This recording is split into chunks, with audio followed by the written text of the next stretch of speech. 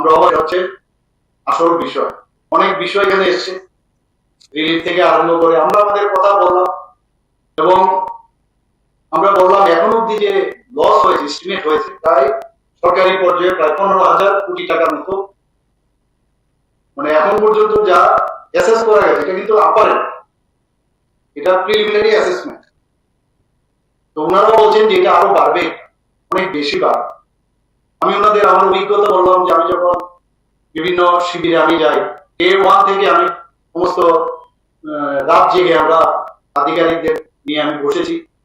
এখানে ডিজাস্টার ম্যানেজমেন্টের যিনি দায়িত্ব আছেন পান্ডেজিকে থেকে শুরু করে আমি চিফ সেক্রেটারি, ওনারা সবাই বারবার আপনারা দেখেছেন বসে কথা বলছি। বিভিন্ন জায়গায় গেছি, সেখানে আমরা দেখেছি অনেকের পাঠ্যপুস্তক নিয়ে আসতে পারেন বাচ্চারা। আমি বলেছি যে যারা অনেকের আছে 1 মাস করে পরীক্ষা, তাদের যাতে লিস্ট করে এডুকেশন ডিপার্টমেন্টকে আমি বলেছি তাদের বই দেওয়ার ব্যবস্থা করে। সেখানে যে টয়লেট গুলো পরিষ্কার পরিচ্ছন্নতা যাতে বজায় রাখে তার জন্য আমি বলেছি ব্লিচিং পাউডারের জন্য দেওয়া হয়। এটা শুধু একটা জায়গায় না, সারা ত্রিপুরাতেই আমাদের এখানে প্রায় 500 এখন পর্যন্ত আমাদের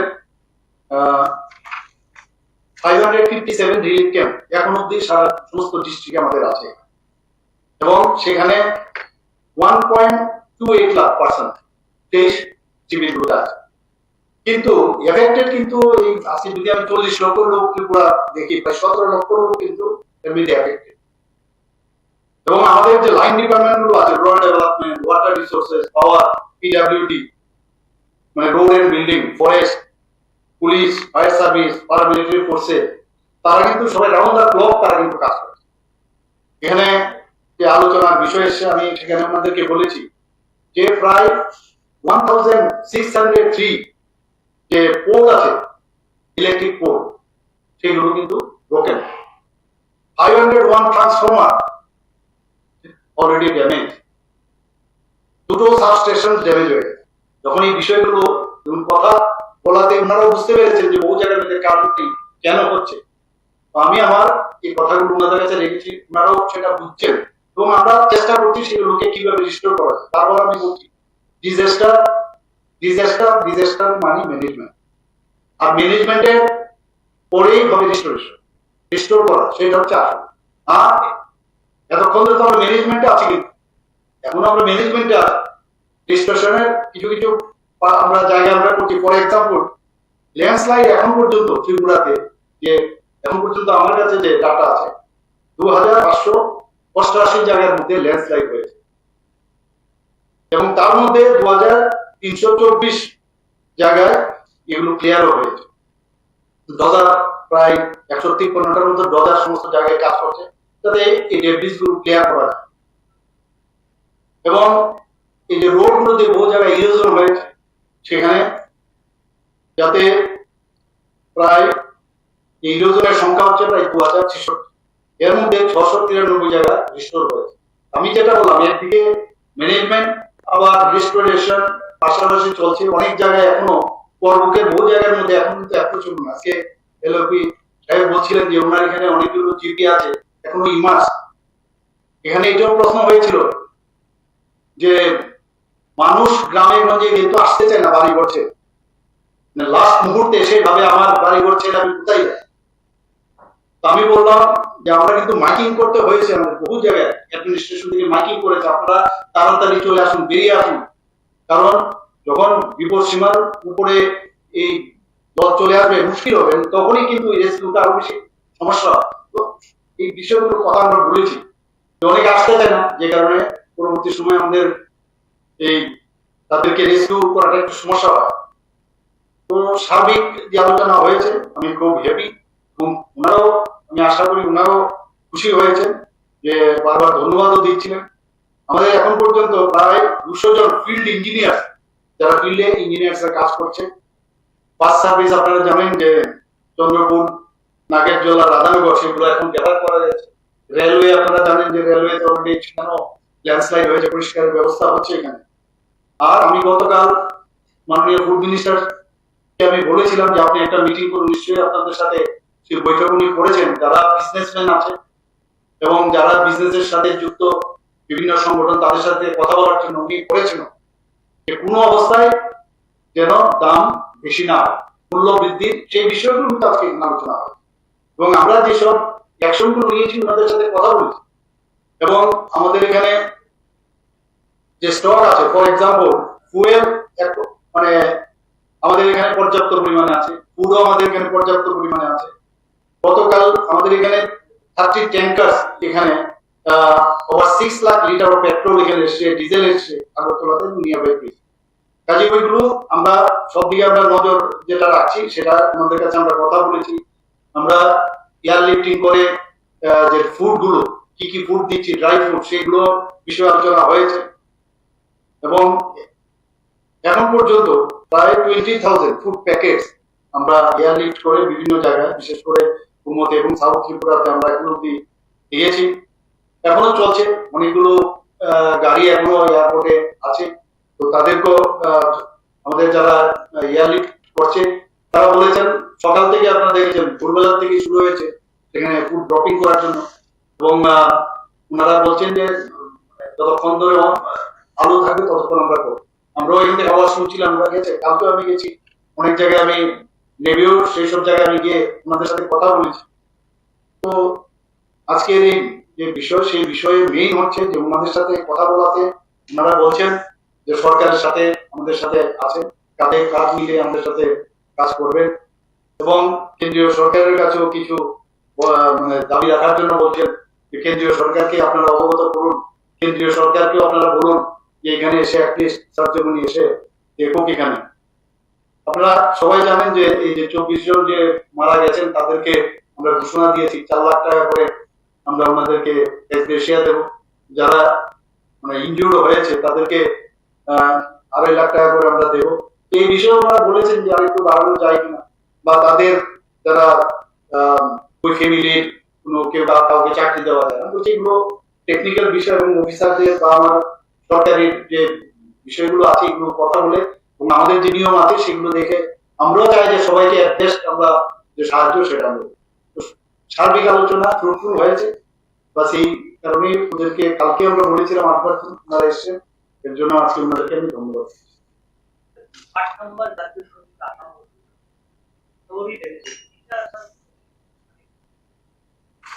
সেখানেও আমরা 8 নম্বর এবং 8-এ এখানেও কিন্তু হয়েছে, সেগুলোই যেটা বললাম সেখানে যেন ইনভেশন হচ্ছে, কাজ চলছে। এখন অনেক জায়গায় যাওয়া যাচ্ছে না, এখন তো এগুলো নিশ্চয়ই আমরা দেখবো, রিপেয়ার তো করতেই হবে, কথাবার্তা চলছে। আর ওখানে তো টিম অলরেডি আছে, ওখানে আমি চিফ ইঞ্জিনিয়ার আমার সাথে কালকেও গতকাল কথা হয়েছে, তো ওখানে গিয়ে দেখছে সবাই যত তাড়াতাড়ি সম্ভব। আমরা হচ্ছে অ্যাপ্রোচ রোড এবং জাতীয় সড়কগুলো আগে ঠিক করতে হবে, সেগুলো আমরা কাজ করছি।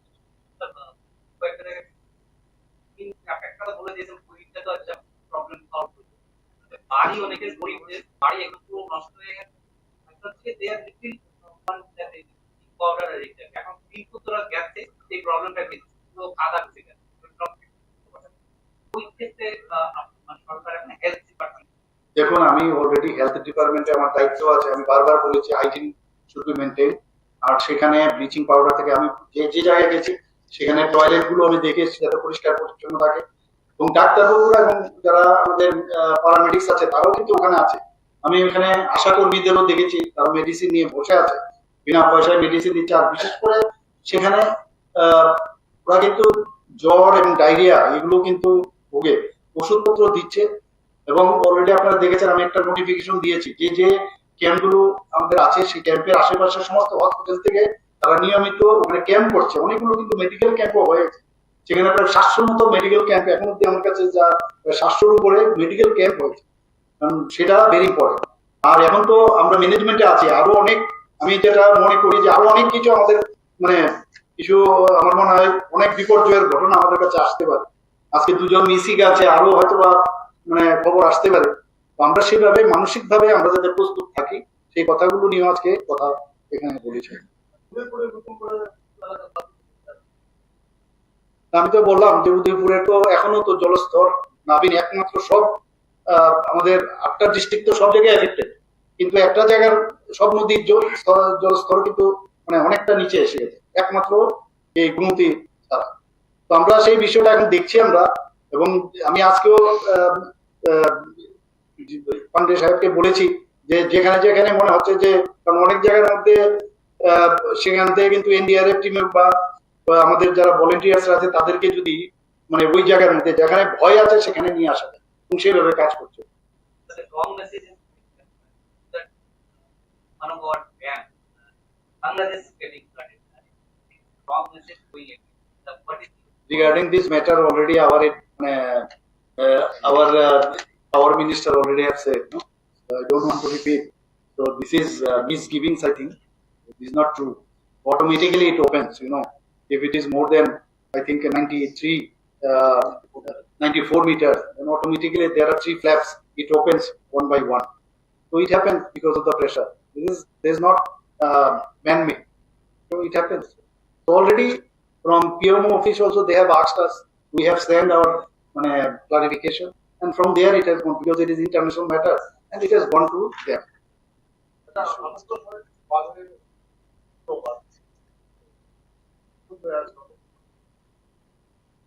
আজকে এই বিষয়টাও আমি এখানে কথা বলেছি। আমি বললাম বাদই এক জায়গা যেখানে নো ম্যানস ল্যান্ড, এখানে গিয়ে দেখবেন সবাই অনেক লোক ওখানে বসবাস শুরু করে দেয়, মানে ফেসিস থেকে আরম্ভ করে ইউরেনিয়াম থেকে আরম্ভ করে সব কর্মকাণ্ডই সেখানে চলে। এখন প্রবলেম হচ্ছে যে সরকারে থাকে, সরকার যখন ওনাদেরকে উঠাতে চায় তখন এই কথাগুলো হয়েছে ওনাদের সামনে, যারা অপোজিশনে থাকে তারা হইচই করে। তো এগুলো তো নিরাপত্তার ক্ষেত্রে কিন্তু বিশাল একটা সমস্যা। এখানে যদি আগরতলার কথাই যদি বলেন, হাওড়ার রিভারে আপনার দেখুন এবং কাটাখালেও সে একই অবস্থা। এইগুলো তো আমাদের এই বিষয়ে চিন্তা করতে হবে, একটা কঠোর মনোভাব তো নিতেই হবে। বাঁধের বিষয়ে আমার অভিজ্ঞতা ওনাদেরকে আমি বললাম যে বাঁধগুলো কিন্তু যে অনেকে আমরা মনে করি যে কংক্রিটের বাঁধ যদি দেই তাহলে বেস্ট হবে, এরকম না। কিন্তু গতকাল পর্যন্ত আই হ্যাভ বিন ইনফর্ম এই ধরনের বাঁধ কিন্তু এরকম থাকলে তার যে কম্প্রেসিভ স্ট্রেংথ মাটি সেটা অনেক বেটার হয়, কিন্তু কংক্রিট দিলে অনেক সময় ব্রেক করে যায়। আমি জানি না, আমি ওনাদেরকে বলেছি মেবি রং, কিন্তু এট বেস্ট যেটা হবে বাঁধের খেলায় যা যা দরকার, এবং সি পেজ কিন্তু একটা কমন ফেরামেন, এবং সি পেজ থাকাতে অনেক সময় এটা বেরিয়ে আসলে রিলিফ হয়, ওই নদীর ভিতরে যে প্রেশারটা থাকে সেটা রিলিফ হয়। কিন্তু এটা দেখতে হবে যে এই সি পেজটা যেন বড় না হয়। আমি যখন যে প্রশ্নগুলো আমার কাছে এসে আমি জানতে চেষ্টা করলাম যে এটা কেন হচ্ছে, তো সেই রকম তো এরকম ঘটনা এখন অব্দি আমার কাছে আসেনি যে বাঁধের বিষয় অ্যাটলিস্ট। তো রিপেয়ারের যেখানে বিষয় তারা তো করেছে না, they have listened and they have agreed that yes, what you are telling is true বলেছেন।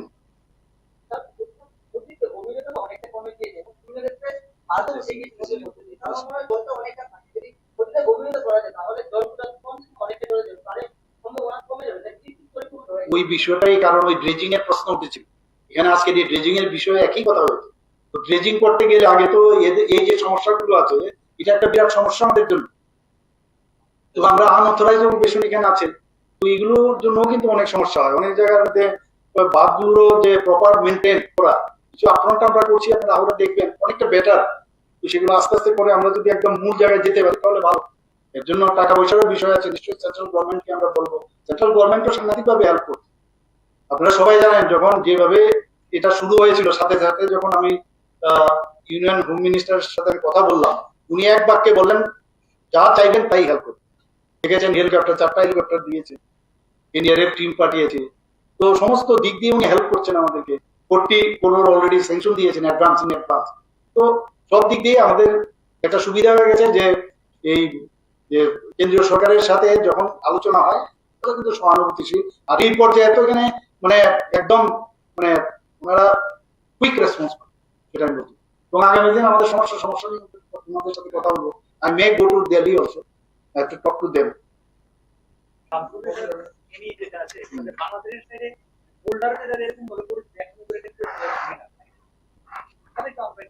না, নিশ্চয়ই আমরা এখানে যেটা করলাম না, এরকম ছোট ছোট বোল্ডারের মতো ওটা একটা খাঁচার মতো ইয়ের মধ্যে নেটের মতো করে দিতে হয়। তো হ্যাঁ, তো এইগুলো আমরা দেখছি, এগুলো করবো আমরা।